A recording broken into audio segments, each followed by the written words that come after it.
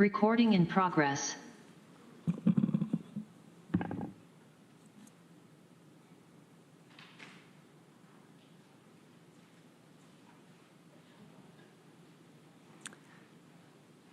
All right, well, it's 10 o'clock, and I think we're ready to go. So, good morning. Welcome to another day of government operations.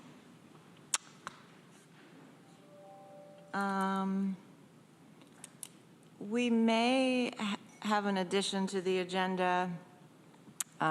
There's a situation, a question in, sorry, getting my thoughts together, in Enfield, that if someone from Enfield shows up, oh, I think Courtney Bailey just showed up. So why don't we go ahead then and we will add that in, that discussion in right after the ITS discussion.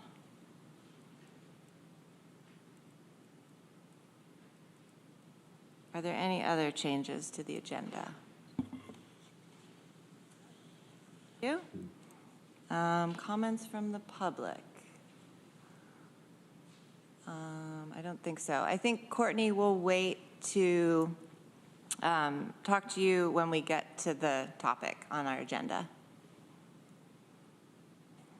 Let's do the minutes from our last meeting, March 2nd. Somebody move that, please. Susan moves, seconded by Dan. Questions or comments? All right, all in favor? That's unanimous, thank you. And let's see, we have advisory board appointments to the Tompkins County Public Library Board of Trustees. Jamila Simon, term expires December 31st, 2024. And Tompkins County Historical Commission, George Boyer, term expires December 31st, 2025. Questions or comments? Oh, somebody move that. Mike moves. 10 seconds. Mike? Just point out that George Boyer has been an excellent member of the Historical Society. Always comes. Great. Anything else? Hi, Rich. Hi. We are voting on our advisory board appointments. All in favor? That's unanimous. All right, let's go to, I saw Lauren there from ITS with a resolution. Director of ITS. Welcome.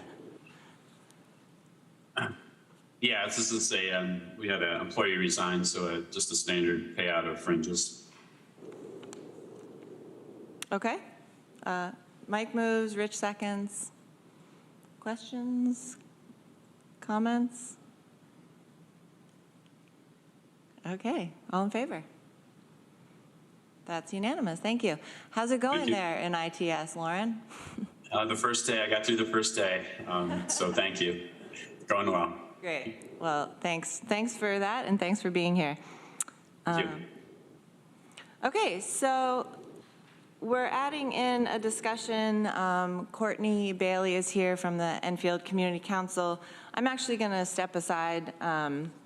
My son has in the past worked for the Enfield Community Camp and is going to this summer.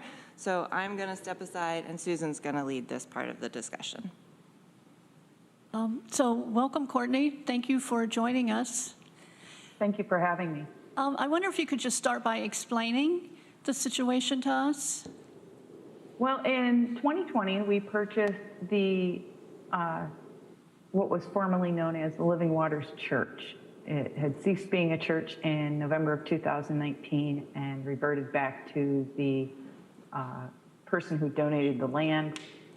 And we had been looking for a building, land to either build a building or to buy a building to run our programs out of, so that we had one place and could expand programming for both adults and teens and children. So we purchased the building from Helen Hetherington. And with COVID going on, it was kind of a a little chaotic trying to get all the paperwork signed and all of that. And we finished the purchase, and our attorney had said that the paperwork was turned in to revert it back to a nonprofit so that there was no property taxes on it.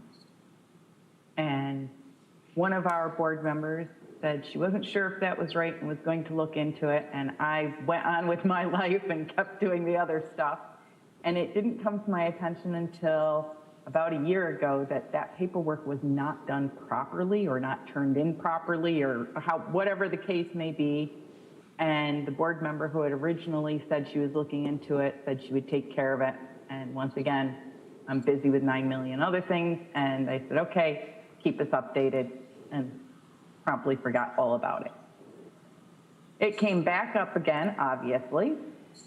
And Ann Ryder worked with Ms. Corman to try to get this resolved. And now we're at this point, so.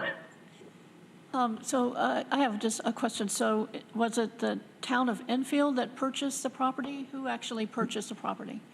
The property was purchased by the Enfield Community Council Incorporated. We are a 5013C. Okay. And the question that you have is about what you're requesting is to resolve the payment issue or the? Yes, to get the taxes forgiven from the time that we took over the property to current, and to update it so that we're not billed in the future. Mike? I wondered if we might hear from Jay Franklin and see whether we've ever done this in the past, and what his department thinks about this kind of a process. Yep, that's great. I think Jay is here. Thank you. Yep. Good morning, everyone. Yep. So this was part of the Living Baptist Church. I forget the exact name of it. When that ceased being a church, the property reverted back to the Hetheringtons, and there was actually a court case filed on that I think is still going on as to the legality of those transfers. But that was in September 1 of 2020. We had talked to the Hetheringtons at that point, and they said the property wasn't going to be a church, and that's when we removed the holy exemption from the parcel. This parcel then sold on February 10th of 2021 to the Enfield Community Council. At that point, we didn't receive any application, any supporting documentation from them. And since we had already removed the exemption, this parcel stayed taxable on the 2021 assessment roll. I think after they got the school tax bill, I talked with Ann Ryder. I got them to file their articles of incorporation, their exemption paperwork, so I was able to make it exempt for the 2022 assessment roll. And it'll stay exempt on the 2023 for as long as they continue to use it for their purposes. But there is a school tax bill for 2021-22 and the 2022 town and county bill that they did pay. We've never done something like this, which would allow a applicant to file an exemption after the deadline, years after the tax was due and paid. This does happen somewhat frequently, but I see it more downstate on these single parcel bills, which I think Ann Ryder approached our state representatives who are looking for our support to grant a refund if the state enacts state enabling legislation that would allow us to do a refund. We've never done it. I have seniors, I have farmers and property owners that miss the deadline each year. And, there is deadlines that we have to keep, unfortunately, but they're in the law. So this would not be something that I could do on my own to allow this refund to happen. Jay, I'm trying to remember dimly my prior legal practice and whether I ever did a transfer of property from a for-profit to a not-for-profit. And are the taxes still adjusted and paid until the tax status date of March 1st, or? Correct. Only New York State and the federal government can go outside of those March 1st deadline. So if a not-for-profit buys a property on March 2nd, they're going to be subject for those taxes for the whole year because the owner as of March 1 was that for-profit entity. So then they would have to wait until the March 1 that they were owners of for them to then apply for the exemption. So there's a portion of these taxes we couldn't do anything about anyway? Is that the? No, we didn't create an omitted tax for this because on the 2021 or the 2020 roll, it was exempt for religious purposes. So because of that and the time that they bought it, we didn't go and create the omitted tax. Because by the time we would have done an omitted tax bill to charge them for the partial year that they owned it, by then we knew that they were a not-for-profit, they were applying for the exemption, and I wouldn't do an omitted tax on it. I'm totally confused. Oh, yeah, me too. Mike? So Jay, are we talking here that, and I should ask Courtney also, are you asking for a change, a retroactive change in the assessment to nonprofit, or are you asking for a refund of the taxes paid? And the reason I'm asking that question is because it's 3 taxes, and I don't know whether the county has the authority to refund the other 2 taxes. Yeah, so what they're asking for is the state to pass legislation which allow them to retroactively apply for an exemption on the 2021 assessment roll. If the state allowed that and then the legislature would approve that, the county legislature, then I would do a refund for the 2021, 2022 school taxes and then the 2022 town and county taxes, because I could accept that late application now as if it was filed by the March 1, 2021 deadline. And how much money are we talking about? All told, 8,000, 8,500. So I have a question for Jay.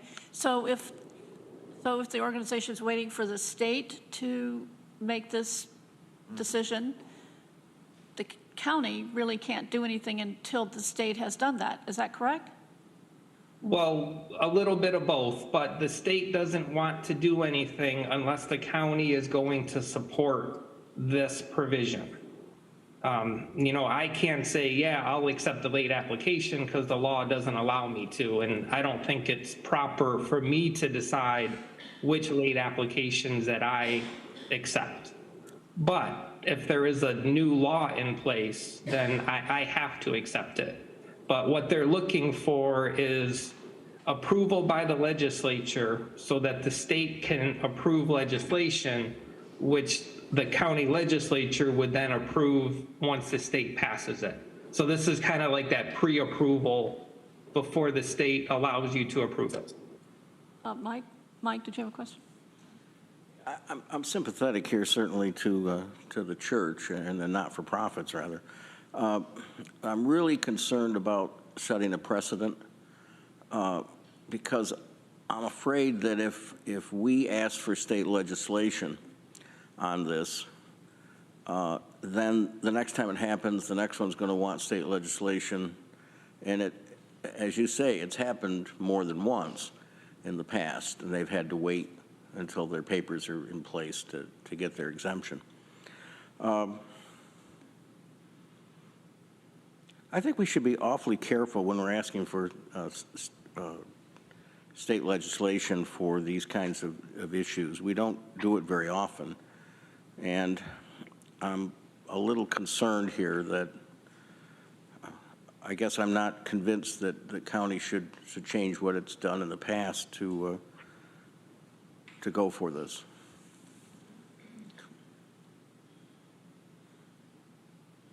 Dan? Yeah, I feel very similarly. I would really like to help this organization. I've worked with them in the past. And I don't know what I would say to, as Jay mentioned, the farmer or the senior who would say to me, well, why can't I get an exemption? Why can't I get an exception to the deadline? And I wouldn't have an answer. So I'm struggling with finding a way to do this. So I'm going to ask my colleagues here, more experienced, what is our next step here? Seems to me, Susan, if we wanted to go forward with what the not-for-profit is asking, then we would probably ask Bill to draft, work with the state to draft local legislation. And then we'd have to send it on to we'd have to pass a resolution, pass it at the county, and send it on to the state reps and ask them to carry it as term in my head. Well, it's state-sponsored, but it's done for all municipalities, just like we just did the sales tax exemption, which we have to do every 2 years. So immediately, we need a motion to move forward with this or to vote on this. Is that correct? It could happen here. You could have a motion asking for that to move forward to the next steps if that was supported. Or what? I'm not, I apologize. No, that's my first time chairing the committee. Yes, Rich. I share the same concerns Mike and Dan have expressed. Unfortunately, because I'd like to help, I do have a just totally ancillary question for Dan. Has this organization participated in the Community Recovery Fund? Is there a grant application? I think so. I'd have to go back and double check. Courtney, is that the case? We did participate in it. Right now, I think it's up in the air because Second Wind cannot take their approved application. So I'm not sure where we're at with that. We were denied, but now we're back maybe in the running. And yeah, it's an exciting time. That's not what I would call it, but okay. Dan, are they in the 27, or are they? You have to give me a minute, okay? Okay. If they're not in the 27, I might use my election to bring them forward into the group. And maybe we could address this issue without setting a tax precedent. That's an elegant solution. Yes, they are in the 27. Oh, okay. Yeah. So I might vote elsewhere, but I think I'm going to support their application, at least to the tune of $8,500. I don't know. How much are you asking for, by the way? $206,000 is the minimum. So you'll have to, okay. we can have a conversation. You can have a conversation with them. There are ways to do this. Oh, because they could adjust their amount. All right. Okay. Home rule legislation, that's what I couldn't think of the term about. Thank you. So it seems as though we have found a way to help. Perhaps. Perhaps. Perhaps, but I don't think we have the votes to pass a resolution today. Okay. All right. Courtney, do you have any questions or additional discussion? No, I was here to answer your questions, so I'm not that familiar with the county legislature or how you guys hold meetings, so. Oh, I'm brand new, so it's my first time chairing a committee. Thank you for your patience. You did just fine. Yeah, you're Thank doing you for an coming. outstanding job. Thank you. Okay, so I think we're all set, and so we'll be in touch. All right, if no one has any further questions, I will continue on with my day. Thank you so much for joining us. You're very welcome. Have a wonderful day. You too. Bye-bye. Bye. Yay, Amanda's back. All right. Good job. Excuse me, pardon my coughing. Yeah, and thanks to Jay for being here, too. Okay, let's move on. We have some resolutions, again, from administration. These are the ones that have come through a couple times. They went through BCP already. And one is to authorize a public hearing on proposed local law number B of 2023, amending Article 27 of the county charter. So can somebody move that? Rich, seconded by Mike. And do we all remember this, or do we want Lisa to say anything about it? I think we heard it at budget at some length. I could forego it, but if somebody here hasn't. Okay. All right. All in favor of authorizing a public hearing? That's unanimous. Thank you. And then the second part is the resolution to adopt local law number B of 2023, local law amending Article 27 of the Tompkins County Charter to implement restructure of the Division of Employment and Training. Can somebody move that? Rich, seconded by Mike. And same thing, this is the law again. There's the flow chart of the structure. Any questions or comments? As I said at budget, I find the org chart amazingly busy. Yes.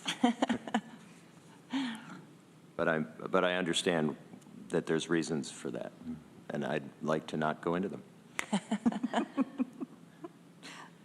I'd like to support you in that. All right, then all in favor? Great, that's unanimous. Thank you. All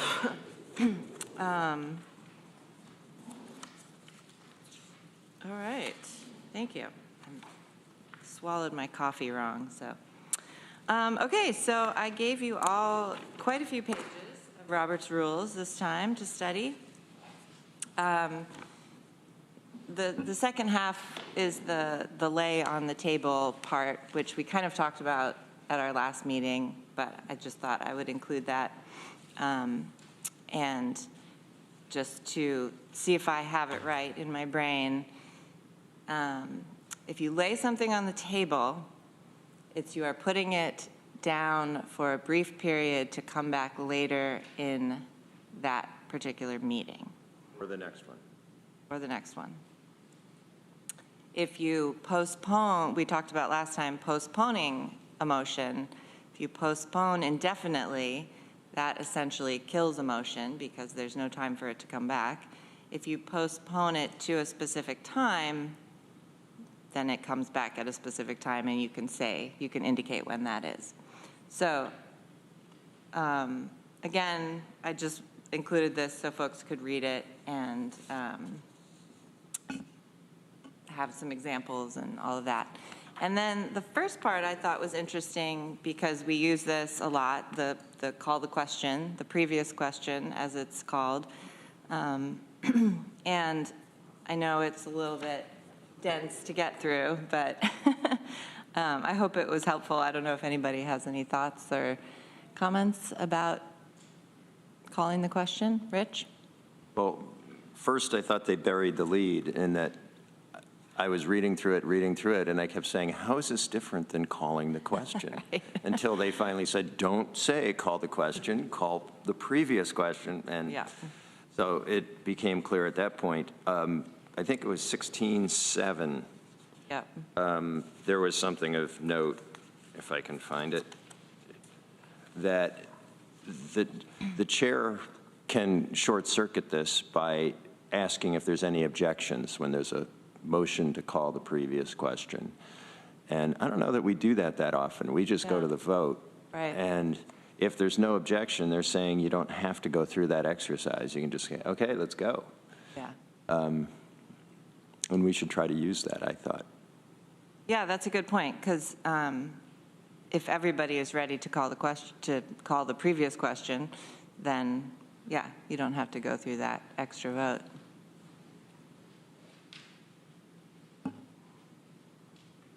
And again, in reading it, I at first didn't understand when it was saying it could apply to one motion or multiple motions. And it would take care of situations where there's a motion that has a pending amendment to it. Right. That calling the previous question, you can designate just the amendment or to the amendment and the main motion, and I didn't know that, so I was It's hard for me to edified. imagine how that would work, though, because don't you have to still vote on the amendment? Well, it seems like it picks it up. I think you'd vote on the motion as amended. It seems there's mischief that could happen there. Is there also an option where you could Yes. sequentially vote? Yeah, you can call the previous question on just the amendment. Get that done, call the previous question on the main motion. Or you can do them all at once. But it doesn't seem to me if there was amendments being debated, and you called the previous question on the original question, that the amendments would not be attached to it at that point. I don't know that you can hopscotch over the amendment. Yeah, that's what's confusing to me, too. How do you deal with the I think we amendments? shouldn't do that. Yeah, okay. It's just, Let's We never just- have. Let's just say that.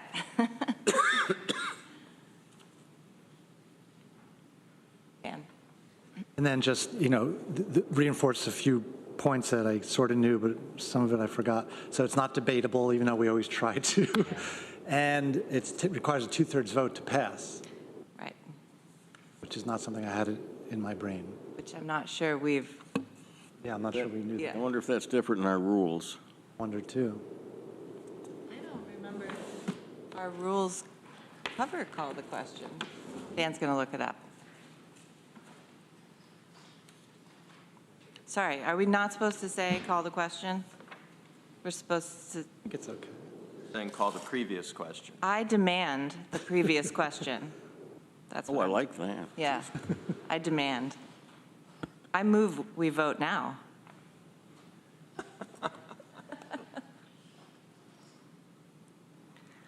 All right, while Dan's looking that up, anything else?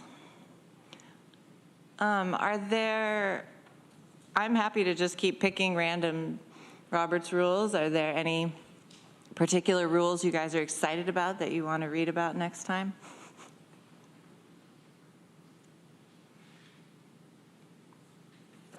All right, I'll take that. Quorum and,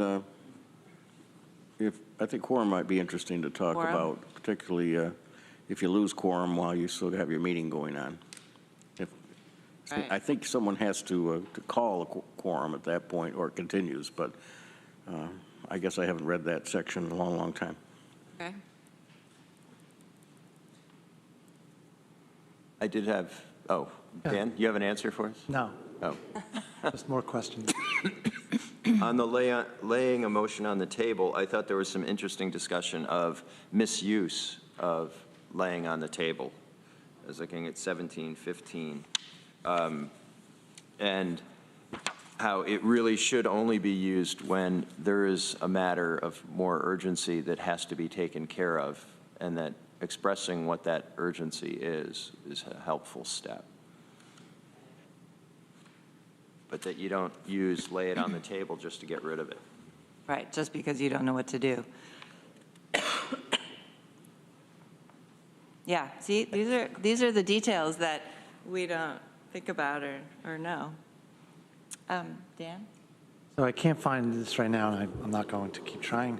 But I did, so something else that I wonder about sometimes is the correct way to pause a meeting. We don't do that often, but I'd be interested in learning a little more about what the right way to do that is, Take a recess? Mm-hmm. Yeah, I'm curious about, it seems like that's at the discretion of the chair or upon request of a member, but I don't know. As opposed to adjournment. Yeah, and I'll bet there are variations listed in there, and I don't know, like I said, I don't know. Sure, okay. Happy to look those things up, and we can read about them next time. Okay, well, thank you again for participating in my TED Talk, and I'll prepare official remarks next time. Anything else on Robert's Rules? Yeah. Yes, last month I talked about how at the NISAC conference, I had taken a workshop in parliamentary procedure, how I enjoyed it so much, the speaker was dynamic, And I made some efforts to try to maybe bring him here to Tompkins County to do some training. I don't think it's going to happen. It just cost, he lives in Brooklyn. It would just be too much money. However, I did communicate with him a little further, and he told me that he is now the official parliamentary trainer for the New York State Association of Counties.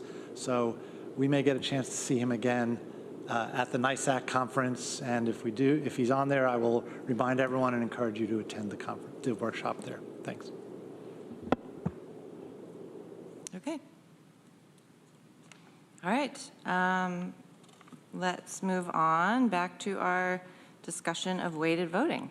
And I guess I would just look to Mike if you want to say anything. Trying to do some more investigation, particularly about how the Tompkins County handled it in the past.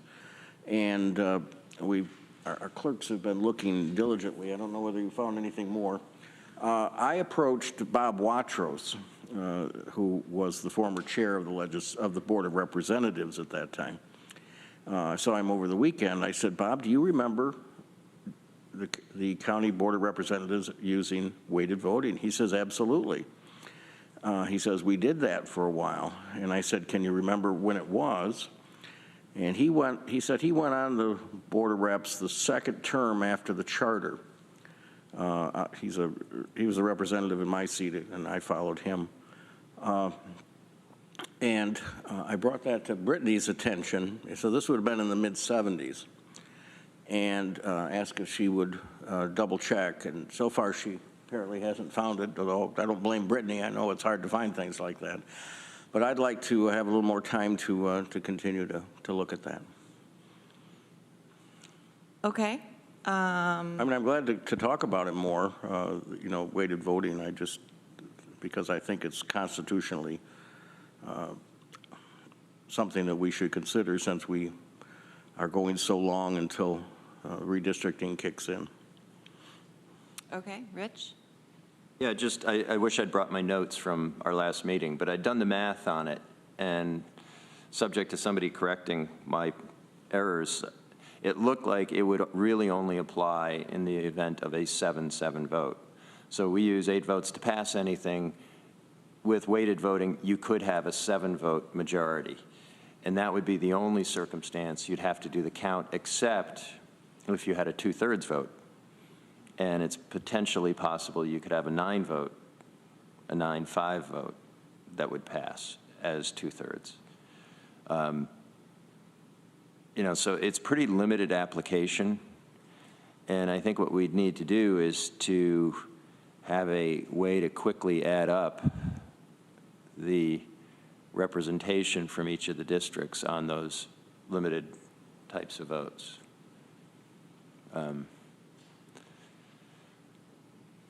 Okay, thanks. Susan? I attempted to do some research, but everything is behind a paywall. But I am going to reach out to a couple of colleagues who are still at Cornell and see if they're able to get into some of the databases to get the full articles of some of those articles that Mike had given us before. Although there was one from 1981, so I don't know how. Yeah, there was looked like an interesting article in that library journal, I think it was, or law journal. JSTOR, which is a digital archive. So, but you have to pay. I teach at the law school. Oh, so you probably have access. I probably can get. I'm sure you have it, because I know Cornell Libraries has it. I also was going to suggest that maybe we reach out to our public library and see if they could do research for us whenever we need it. Well, let me ask the committee this. So my intention today was that we have had time to read Mike's documents that he provided. We've talked about this briefly numerous times. My intention was to ask if this committee wants to move forward with pursuing this as something that this county legislature would move towards. And meaning that we would ask our clerks and maybe Bill to put together some detailed information about what it would look like, what the votes would look like, when it would apply, all that kind of thing. So we would have some very clear facts about this is what it what it would be like with the resolution saying, yes, we want to go to weighted voting, that we would consider, in the future. And then if that passed here, then it would go to the full legislature. So, we can certainly keep talking about it.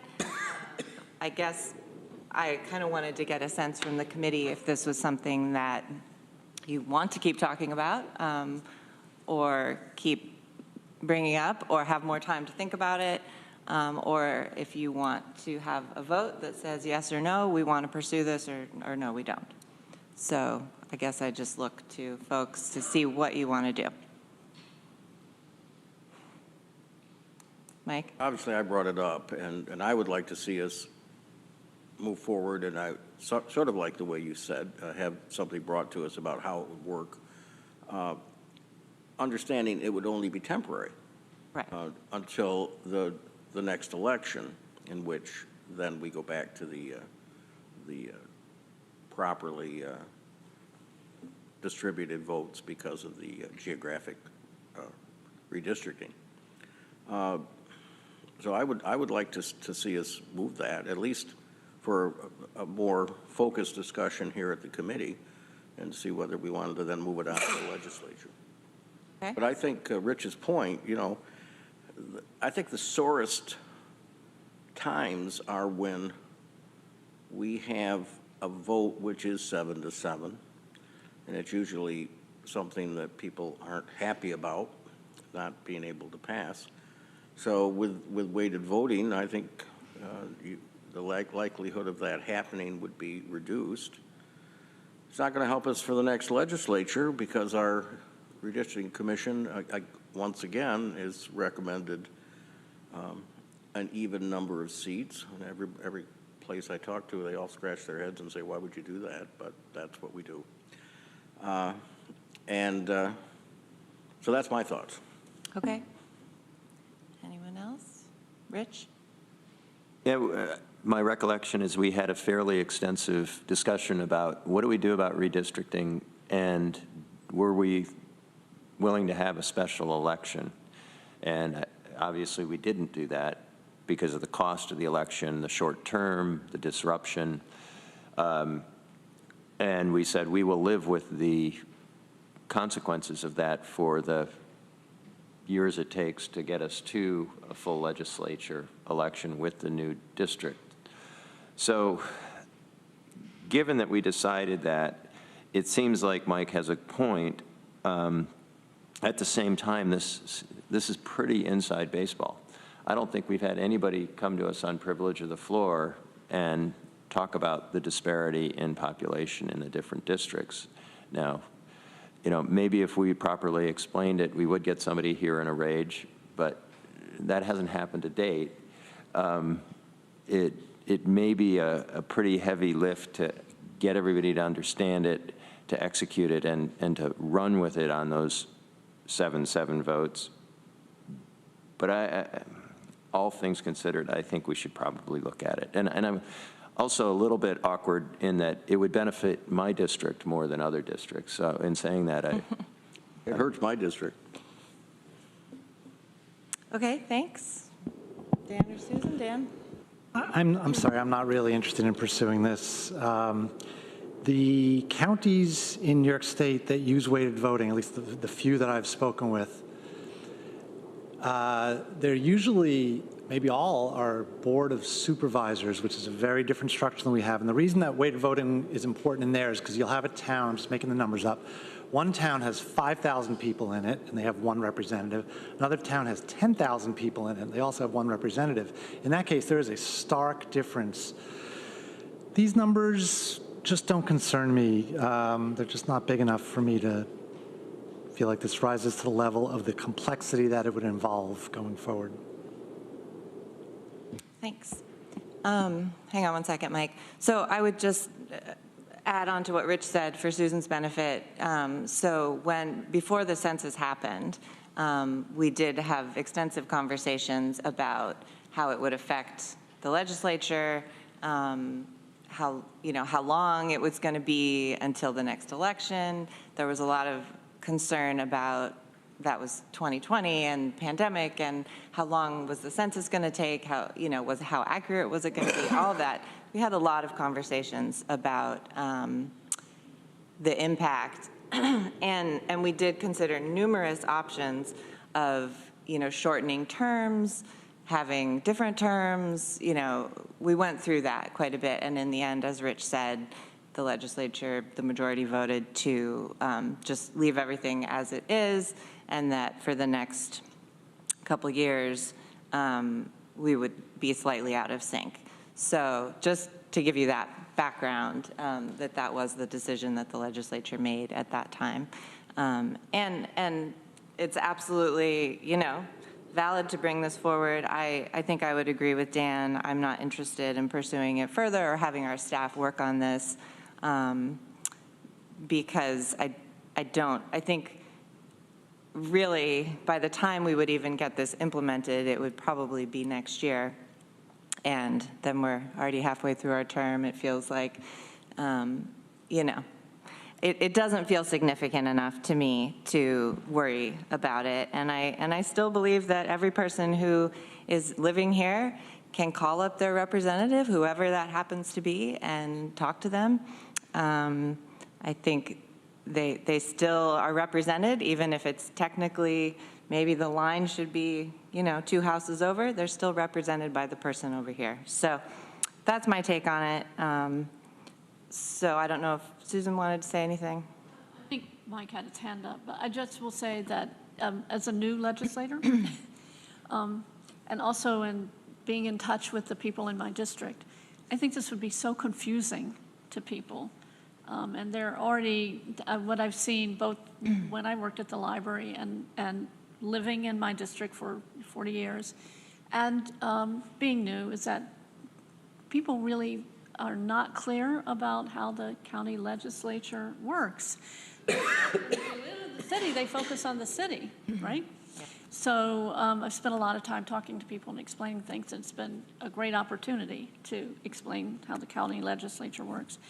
I think this would be very confusing. I would benefit too. I think I have a really populated, So I will follow your lead, but I'm also not as interested in pursuing it. Okay. Mike? Well, a couple of things. One, we tried to rectify this with the local law, which would have changed our terms when we got elected last time to a 2-year term, to shorten the time which we would be before we could be redistricted. That lost on a 7-7 vote. It wasn't a majority that voted against that. So people who voted against having to run after 2 years are probably more likely not to want to do any change, because they didn't understand the argument. In my view, they didn't understand the argument at the time that it's a constitutional issue. It's about how people are represented, and one person, one vote. Going back to Baker versus Carr and other cases that were decided in the early 1960s that changed the whole structure, for example, of the New York State Legislature, from having a senator for every county to having senators elected on population, which they hadn't been before, because the government said, although we can do that at the federal level because the Constitution says you have states in the Senate and you have population in the House, you can't do it at the state level because every person has to have an equal voice through their representatives. So when, in my view, when I signed the statement being elected saying that I will support the Constitution, that's part of what I have to do. And there are so many attacks on voting rights now that I think we really need to make sure that people are fairly represented. And yes, Amanda, I hear your argument. I've heard that when we were talking about the 2-year term, saying, well, they can always call me up. It doesn't matter if I have a few more people in my district. I think it does matter, because when you vote here at the legislature, your vote is not equal for those people to other people that have a lower population in their district. So that's my feeling. Okay, thanks, Mike. And I just want to be clear that just because someone doesn't agree with you doesn't mean they don't understand. I very much understand, and my votes are based on the way that I see the world and how I interpret things. And And that's how you interpret the Constitution? that's how yeah. Okay. So I can't, if that's how you interpret it, if I guess. you don't there's have nothing I to can say. agree, Mike, and we don't have to agree with Supreme Court you. cases. And because we're not necessarily agreeing with you doesn't mean that we're all wrong. We have our opinions, you have yours. That's okay. This is more than opinion, this is law. Okay, well, unfortunately, what I'm hearing right now is that 3 committee members are not interested in pursuing this further. 2 committee members are. So unless I'm confused, it doesn't seem like this committee wants to move forward. Rich? I think there'd be a benefit in your report to the legislature at our next meeting to report this issue out and allow the full legislature to discuss it, because it impacts everybody. And I would feel this would be a mammoth waste of time to go through all of the calculation of it if there really wasn't support on the full legislature. But if there is, you know, everybody should have a voice in getting there. And so maybe we push it upstairs. Sure, and I did talk about it at the last meeting and welcomed anyone to come here, and they did not come. But I would say perhaps have a discussion and even a vote on it at the full legislature. Okay, I'm happy to talk more with Shauna and Dan about how that could work, and I mean, I'm happy to give a report. I'm not sure that we could just sort of say, how do people feel? Like, do we want to vote without the full legislature having a full discussion? So anyway, I'm not sure how that would work, but. There could be a resolution to do the work, to present a full proposal Right, to. but that's not coming from committee. So, I mean, if Mike wanted to bring a member-filed resolution, I think that would be, that's the mechanism, I think. I'm happy to talk about it. I'm happy to, make sure everyone knows that we're talking about this. I can send an email. Maybe a member filed would be better. It's not being agreed upon here in committee, so.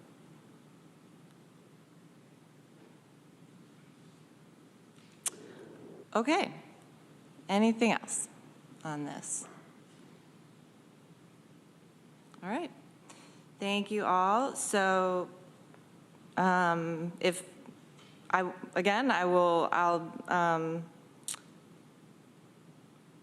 maybe I won't write an email. I'm not sure how effective that will be, but I will definitely talk about this next time, and I think Mike would, or anybody would be welcome to bring forward a member-filed resolution about it.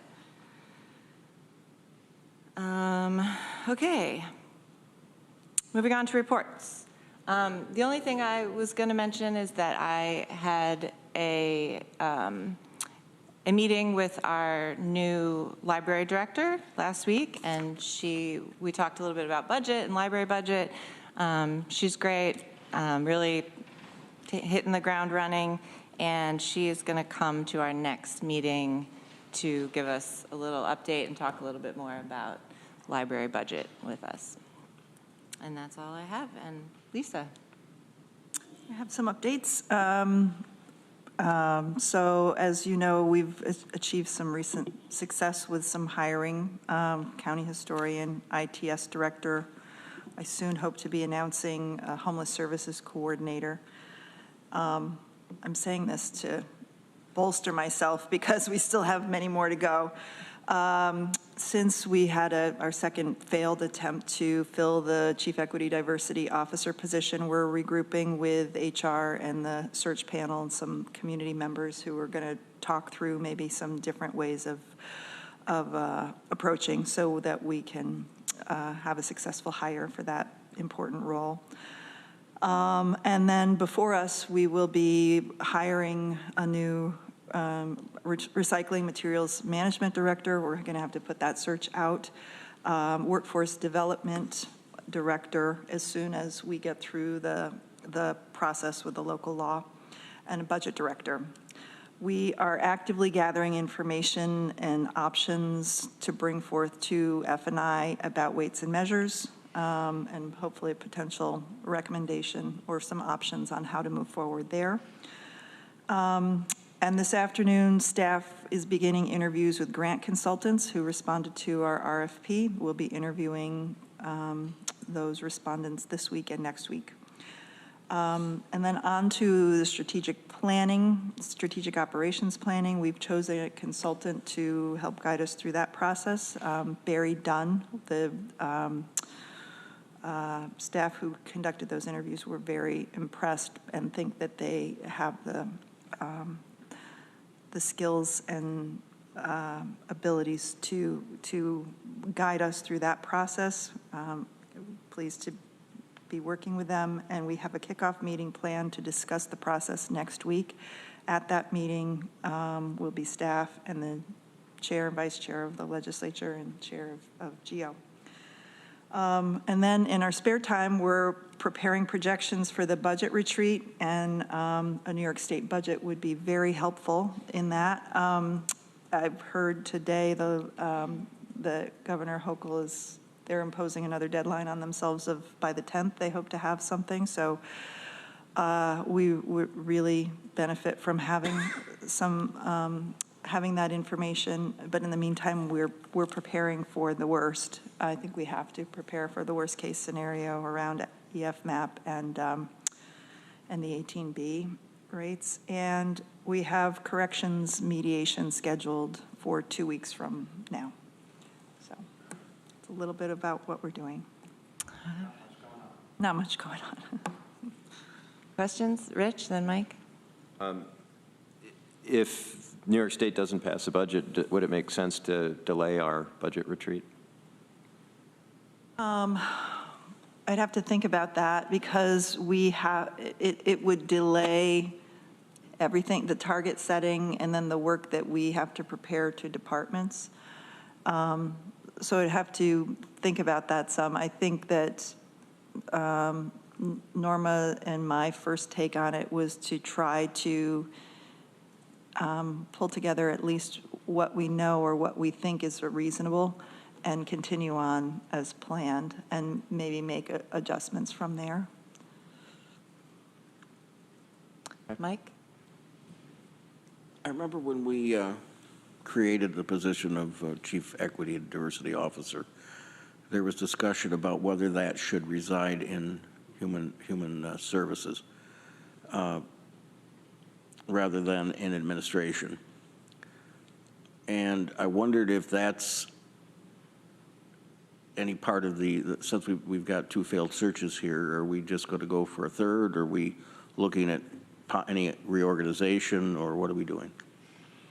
I would say everything's on the table. I hadn't seen that as one of the as something that we were actively considering. I think in many organizations the model is to have it at the kind of top of the organization because it sends a message and sets a precedent that it's a value of the organization and an expectation. But certainly, we will be discussing many different options there. When you say positioned elsewhere in human services, were you meaning Department of Social Services or Human Resources? I should have said Human Resources. Oh, okay. I apologize. Oh, okay. Excuse me for that. Oh, okay. Yeah, again, so as to distinguish it from having a role related to recruitment and employee retention, and more of the role does interface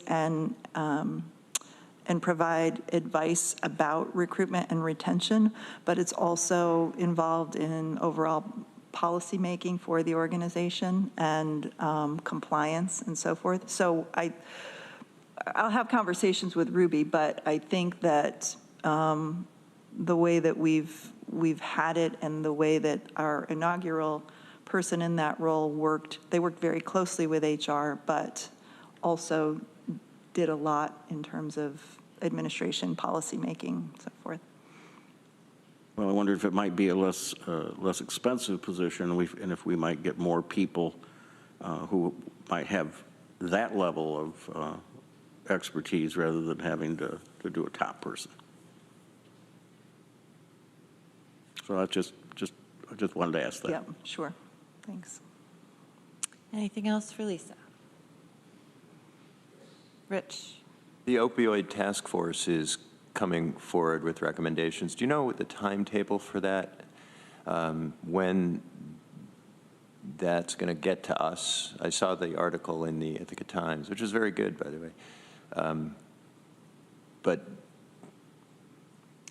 I do not, Norma has been attending those meetings, and my understanding is they are in the process of determining the most effective way to distribute the funds, and whether it's going to be through an RFP process or creating another grant process.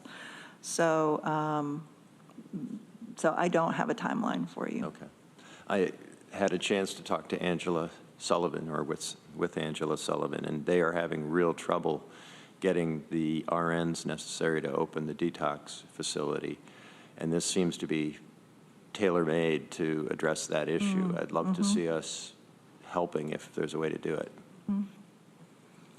I think for what it's worth, we've determined RFP may be the most streamlined way, using the established protocol rather than setting up another grant process to try to get money out to where it's needed. They're ready to go, other than those positions they could be operating.